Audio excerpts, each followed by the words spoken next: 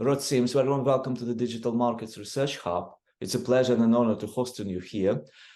Until recently, you were chairing Australian Competition and Consumer Commission, one of the most impactful, one of the most pioneering competition agencies in the world. And we know during this era of reports on systemic failures of digital market or systemic failures of competition in digital markets, all of the reports were referring to your practices as a kind of leading and agenda setting.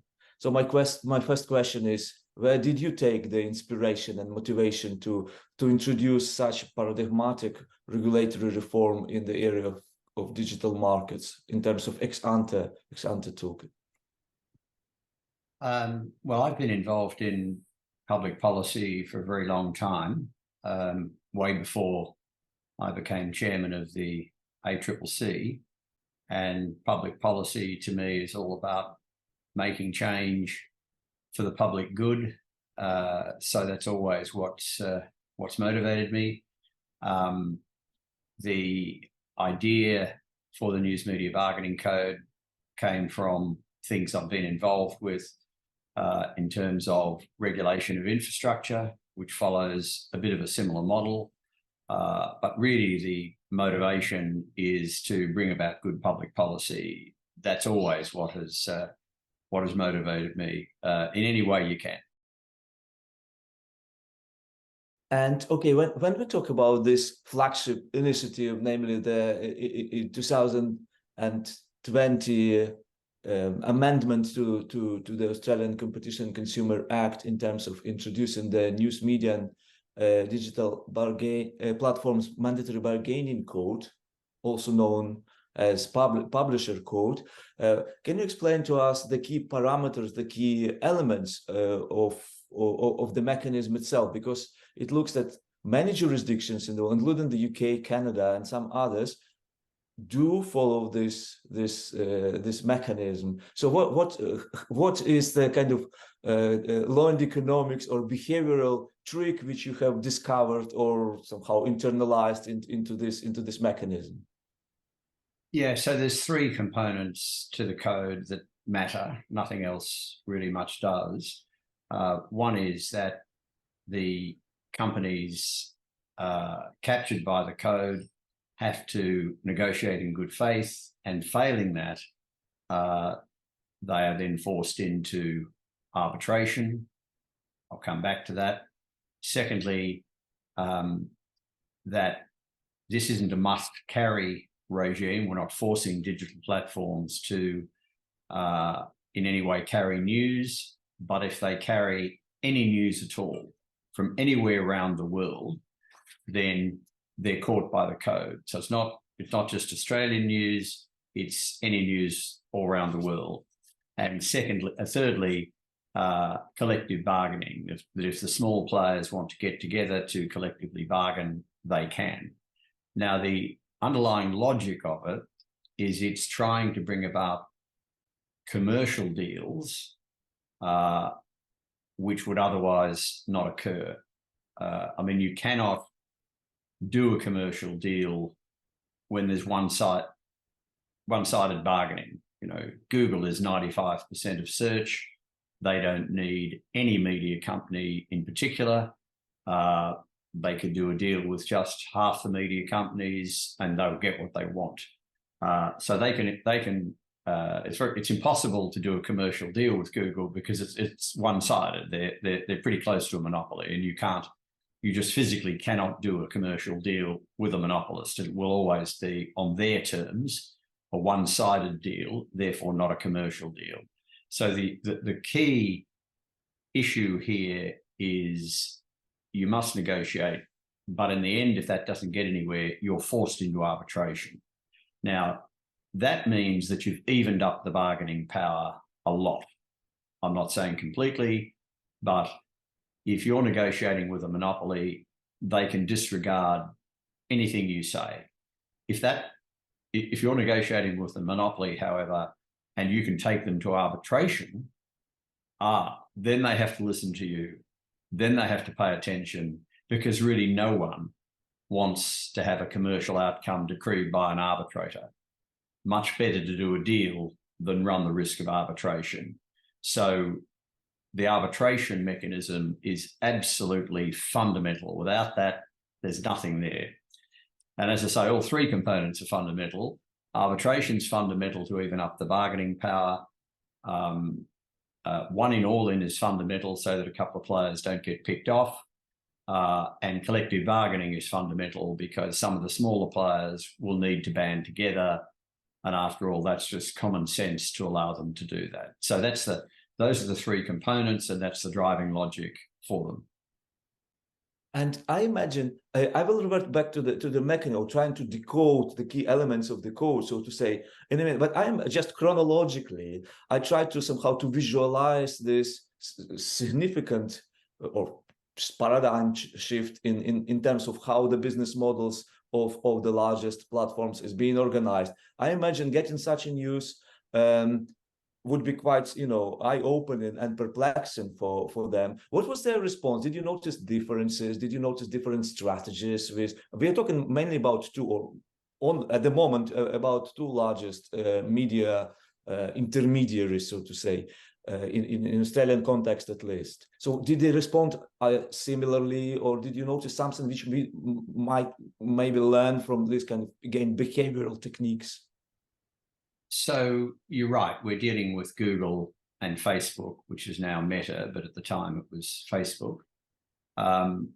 Very different companies, very different approaches. Google, of course, really cannot run a search engine without access to news. Around 12% of Google searches are based on using media information. So it's a fundamental part of their search engine. Google, I think, understood, and they've got a good local presence here. They understood where, elements of the mechanism and realized that it was in place elsewhere in Australia. There is an access regime. I can come back to that later. So they attempted to negotiate. They put different models up. In the end, we didn't agree. Facebook, on the other hand, just took the position that this had nothing to do with them, that clearly we don't understand their business, and so we don't want to engage on this. So I would ask them, and the ACCC would ask them, what changes would they like? What is there any changes we could make that would be helpful? When we put that question to Google, they did come up with thoughts and ideas, but Facebook said, no, we just don't want any part of this. Just forget it. So very different responses. And of course, your listeners may be aware that Google threatened to withdraw Google search from Australia. Facebook, for a week or so, took down not only all news, but all public interest warnings, such as bushfires and medical things. So both of them pushed back heavily against the code. Eventually, they changed their mind and did commercial deals so that we achieved our objective. But both of them didn't like it. At least Google engaged. Facebook largely did not. On a purely juristic side, and we obviously enter in this period of smart regulation, so to say, and I have noticed, if I understood the mechanism correctly, that before designating the platforms, the law has been amended in a way allowing the Treasury to exempt companies which somehow behave, which could cooperate furthermore, which makes significant contribution to Australian news through content distribution agreement, to exempt from the application, from the coverage of this law, such undertakings. And both platforms have been exempted. In other words, you have received the expected results by much less interventionist means, by the very fact that such means became available in your regulatory toolkit. Is it something which can be borrowed by other jurisdictions which aim to embark on this ex ante journey? Yes, let me just step back a bit. So this is legislation. So this isn't the ACCC using its tools. The ACCC advised on the makeup of the law, actually helped put the law together. And as I say, it was a constant. I mean, we came up with the idea. We did most of the drafting. But ultimately, it was a new law pushed through our parliament. So we weren't using existing tools, very much a new law. When Google threatened to take search away from Australia, Microsoft and Bing immediately rang the Prime Minister and said they would take over from Google. They would provide a very good service. Obviously, Google didn't want that. When Facebook took down bushfire warnings and health warnings, there was an immediate outcry, outrage, which didn't do Facebook any good.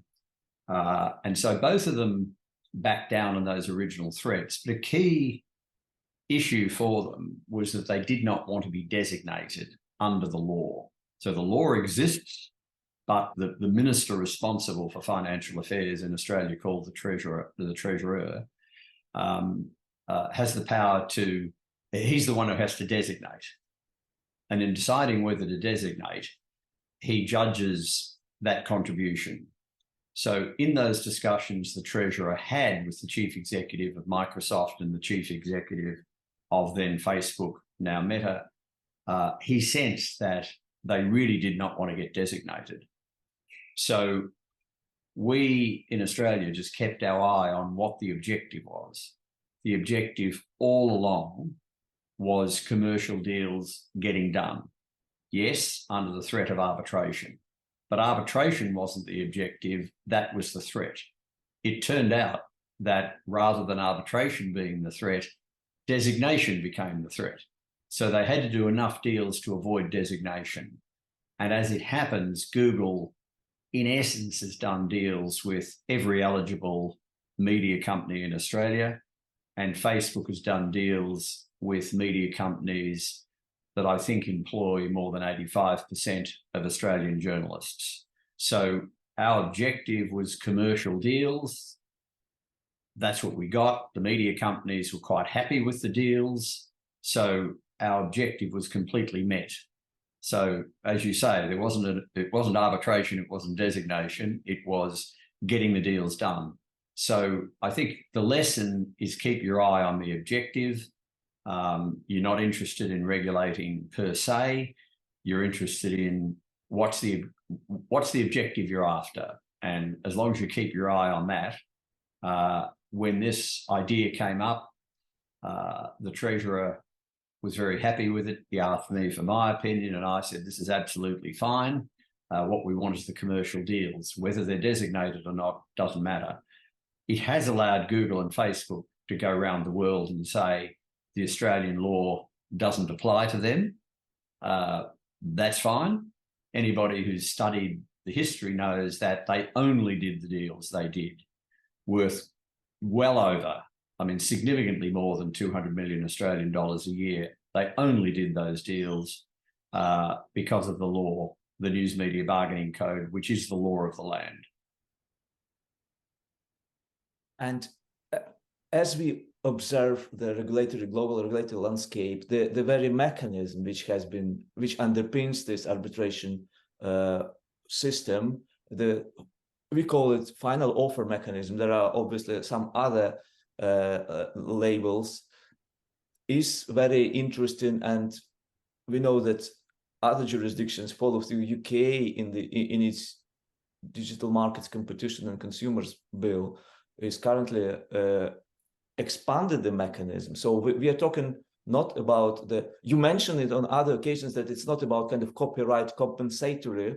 The logic is broader. The logic is market failure. So it is expandable and to other policies. But do you think the vision or the version of the final offer mechanism as we have it in the UK i.e. potentially applicable to the whole myriad of the deals where the bargaining power is asymmetric, is applicable? The logic we used was, so you've got two broad models.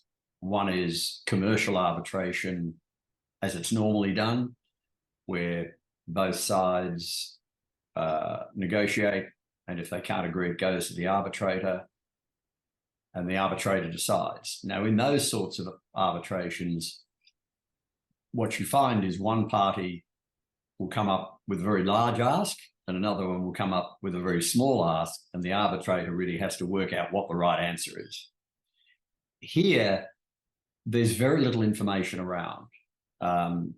It's very hard to know what the right answer is. So we went for final offer arbitration, and I should say it's used in Canada in their telecommunications area. That's where the precedent comes from, at least for us. And we used it because, knowing that it's final offer arbitration, if somebody comes up with a ridiculously high or low bid, then of course it won't be considered because it's way out of the park. So it'll force the companies to come up with realistic bids. And so I think the answer to your question is final offer arbitration works where the arbitrators won't have much information to go on. Where the arbitrators know a lot, they've got a lot of commercial information. Let's say you're trying to put a regulatory price around a transmission line or a railway line, or something where you can measure the costs. And it's just a question of what's the capital cost, what's the operating cost, what's the margin I allow. Arbitrators can do that without any guidance. Where you're putting a price on the content that media companies make available to platforms, that's hard because, of course, it's got virtually nothing to do with how much advertising you're doing against the news media article. That's not the issue. The issue is that news media makes for a better search engine, attracts people to the platform, and it's hard for arbitrators to put a value on that. So that's why we went for final offer arbitration, just not enough information for an arbitrator to know what the right answer is. Better to force the parties to come up with realistic bids. Let us move now from the code itself to the broader policies of ACCC. So I wanted, if you could remind us or inform us of its relationship with the government. Is it an independent agency? What's its mandate?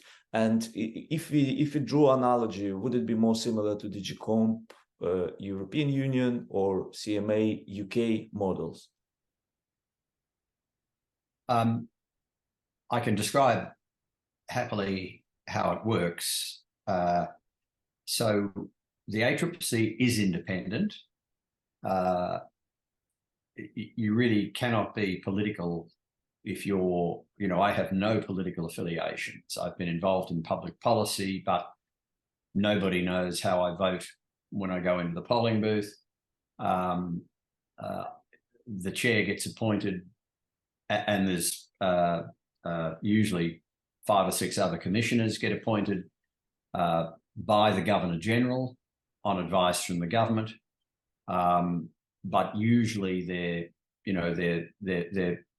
appointments made on merit, not political. And once appointed, essentially you can't be dismissed unless you do something really quite egregious, like corruption or some appalling moral stance. But you can't be dismissed just because people don't like the job you're doing or don't like the decision. So the government, if we're making a merger decision to approve or not a merger, there were many occasions when I was chair, and I was chair for 11 years, where merger parties would go and talk to the politicians to get their support, but it made no difference. I mean, no politician would ever ring up the ACCC to seek to influence the decision. A couple of times I had a few members of staff of the politician ring me up to say someone had been in to see them, but they did so laughing, as if that would have any effect. So, there's no political influence in anything the ACCC does, and no politician of either side would ever contemplate doing that. So the independence is quite strong, as it is with most regulators in Australia. It's very strong. So I imagine it's fairly similar to the CMA, although the big difference with the ACCC is there are a chair and 5 or 6 other full-time decision-making commissioners. So you're full-time. It's the chair and the commissioners who make all the decisions, and there's a separateness. So the staff put up a recommendation and the commission decides. And the commission cannot direct staff to put up a particular recommendation. It'd have to be the staff's view. A commissioner could say, look, I'd like you to consider this option in terms of what you put up, but they can't tell them what to recommend. There's a clear divide. The ACCC is a very busy regulator. We do competition, we do consumer, we're the wholesale telecommunications regulator, we regulate transport, we regulate the water trading market, we regulate a bit of the energy market, a bit of the gas market, a bit of the financial. So we're very broad. And that's why we need full-time decision makers. Now, in the CMA, there is a board, but the decisions basically are taken by the executives. Of course, occasionally they have panels to make decisions in merger cases. In the EC, it's different, I guess, because, notionally, the head of the competition directorate is a politician. So, and I don't pretend to fully understand how that works. But in Australia, it's very much an independent institution. You mentioned this remarkable 11 years. So you witnessed, while running such a large agency, this significant change to the very approach to competition policy.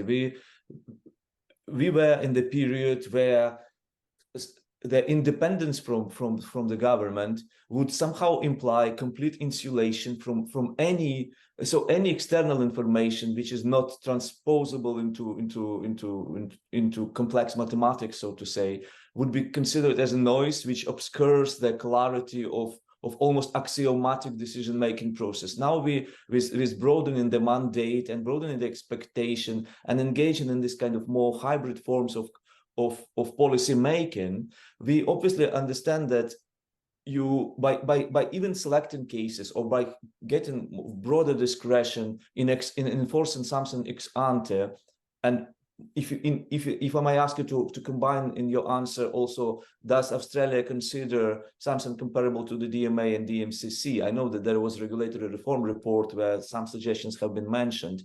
So still the mandate allows you to be mindful of the interests of the nation, so to say.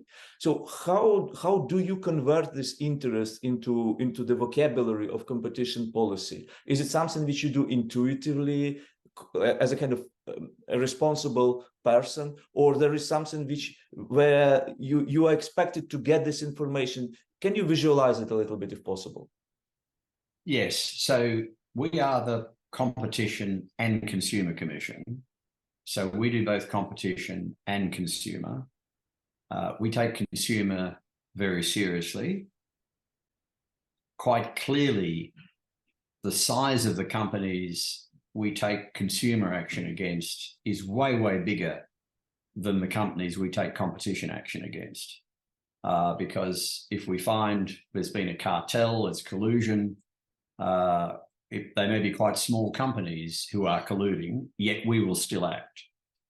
On consumer matters, we really only deal with, there are exceptions, but largely we deal with, or the ACCC deals with, large companies who are misleading consumers.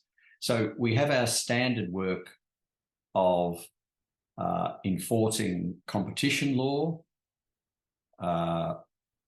which is unilateral conduct, cartels. We obviously deal with mergers. We deal with consumer law in terms of misleading consumers. So we are a prosecutorial agency. We have to take people to court. We've got no administrative powers in what I've just mentioned. But separately to all that, the government under our law has the ability to direct us to do a market inquiry.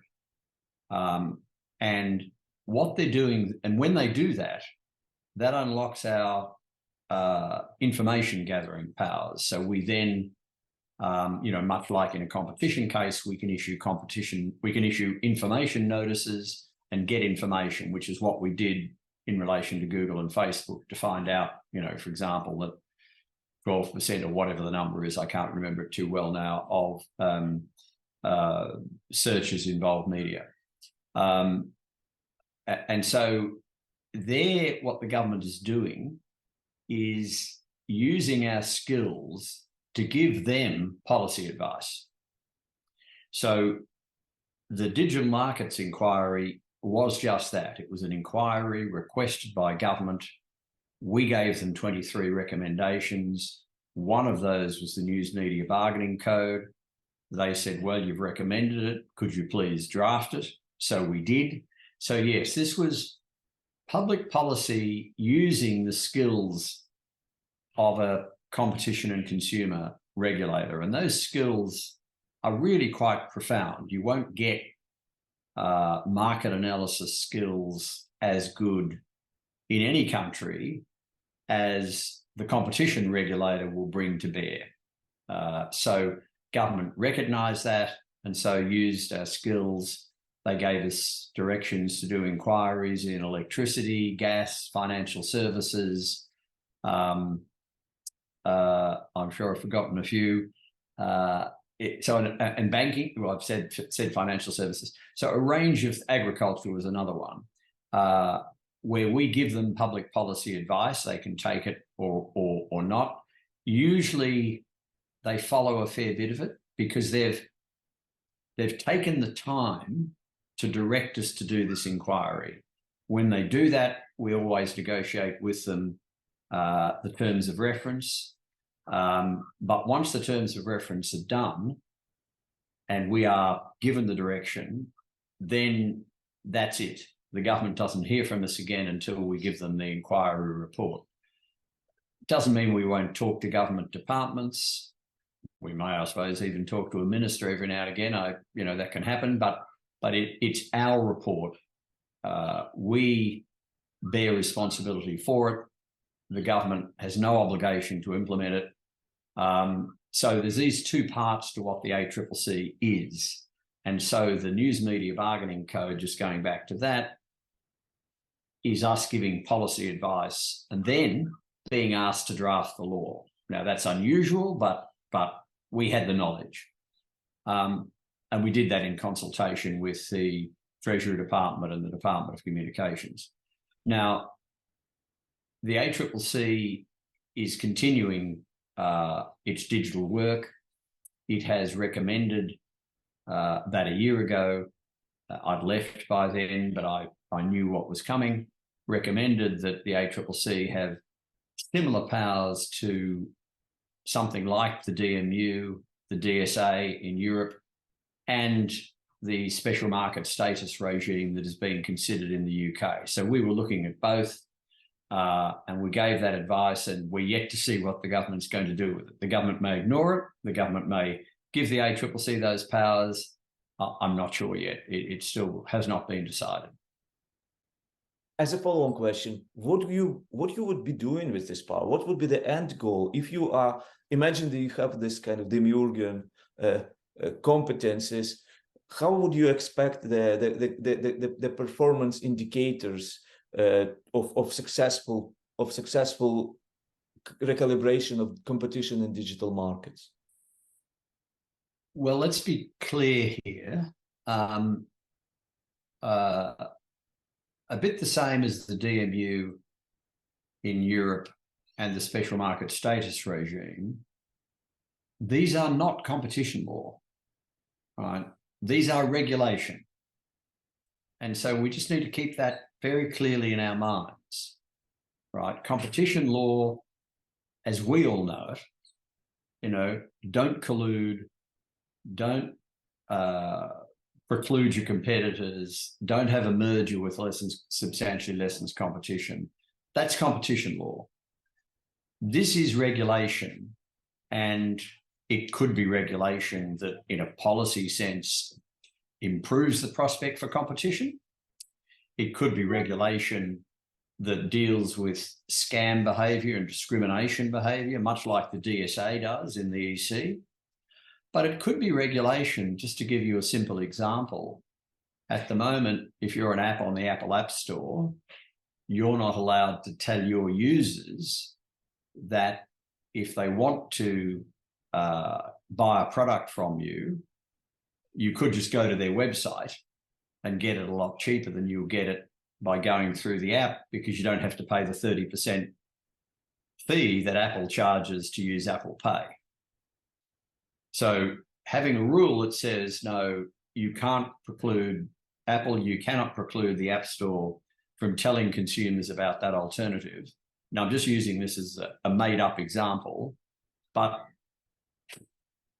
that, I guess it's competition in a way, that you're allowing competition or facilitating competition with the Apple App Store.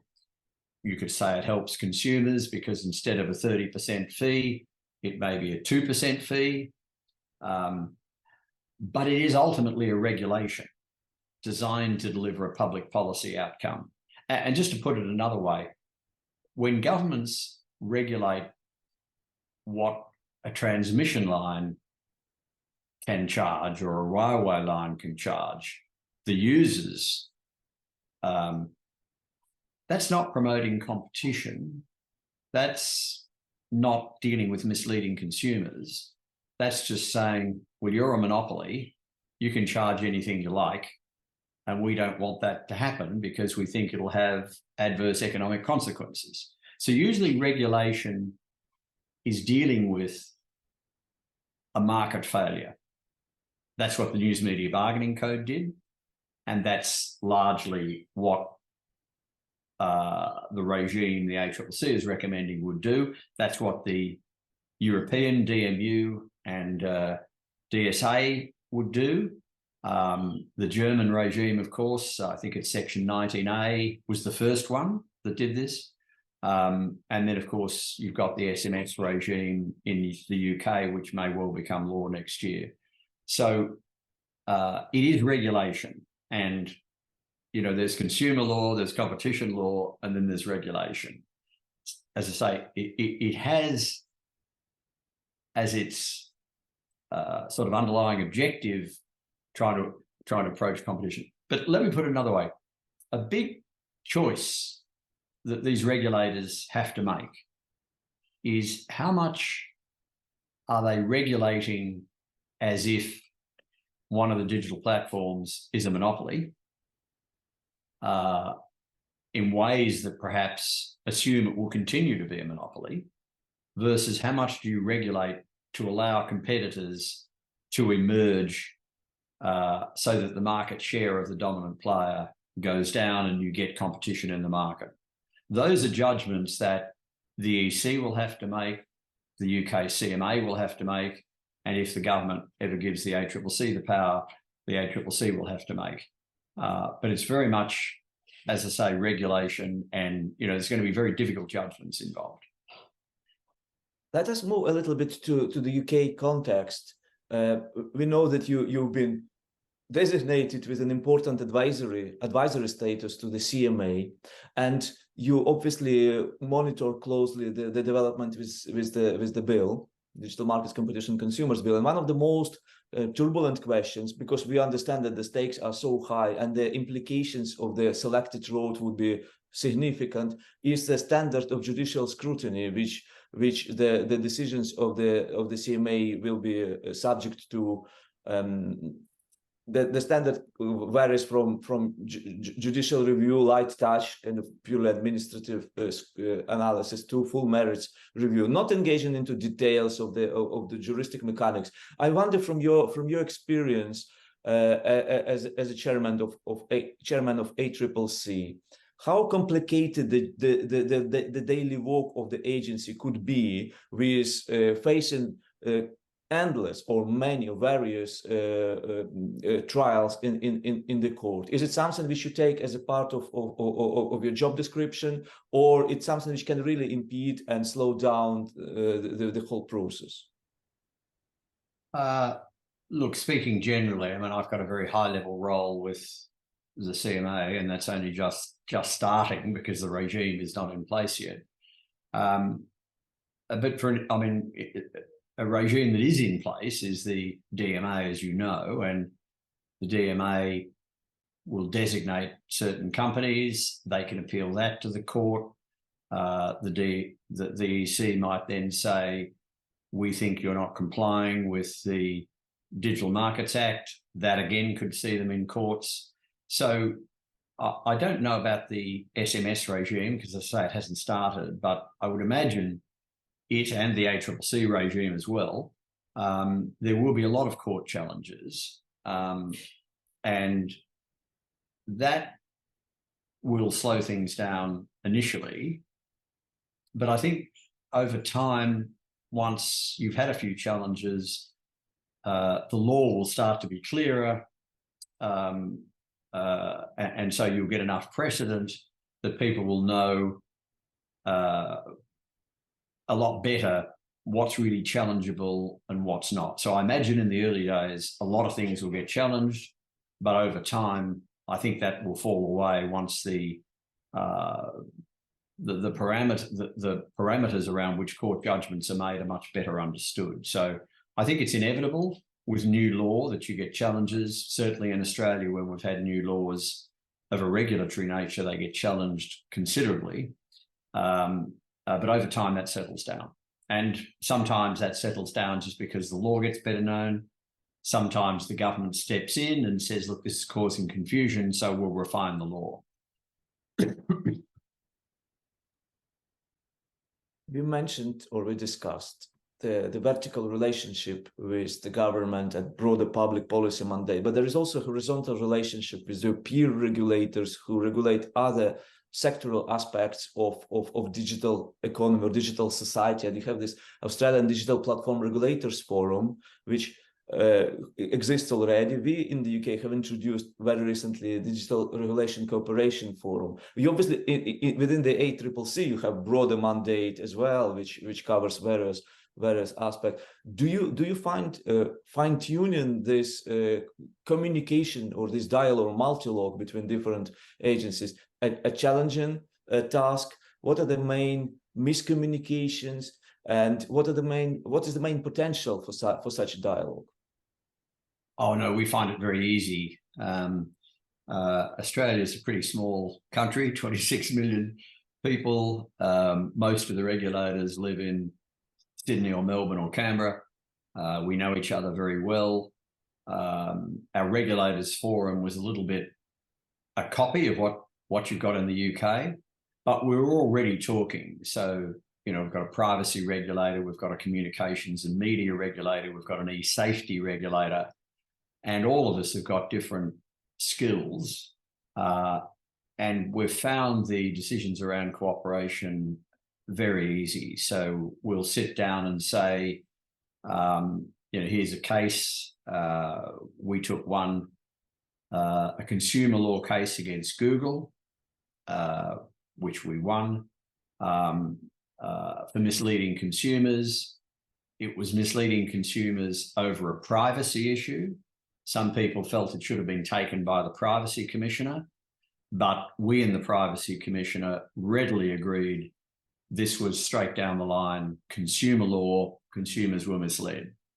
On the other hand, the famous case, which name escapes me, against Facebook, when they had that leak of privacy information, that was clearly a privacy issue. You know, you made information available.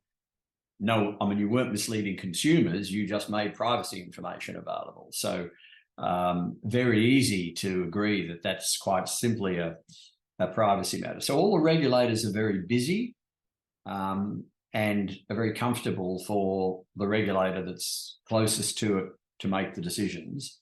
I should also add that I mean, when I was, for a good time, when I was in Sydney, the Privacy Commissioner was in the same building. So that's pretty easy. Also, the Communications and Media Authority has the right, is a, get the right term, an associate director on the ACCC. And we are the same on the Australian Communications and Media Authority. So we've already got that link. And of course, we talk to the e-safety people all the time because they have very detailed knowledge about the digital platforms, even of course, but what they're doing is very different to what we're doing. So, no, it's very easy. In my experience, everybody's very busy, interested in good outcomes, and quickly work out how they can be helpful to each other and whose job it is. So very easy. I wanted to ask you, moving closer to the end of our conversation, we know Australia, one of the stereotypes maybe, you have very strong, robust agenda set in media industry with global coverage and impact. And we also learned simultaneously about the importance of digital advertising and about all the machinery of programmatic advertising and its quintessential role in shaping digital markets and in converting your digital power into monetary pecunia power. And it emerged very quickly, very interesting, sophisticated technology mechanism as such. I wonder, do you observe any appetite or any even existing capabilities of media industry itself, not maybe replicating, but maybe somehow trying to streamline the road between advertisers and publishers and end users ultimately, without all this unnecessary or maybe inevitable intermediaries?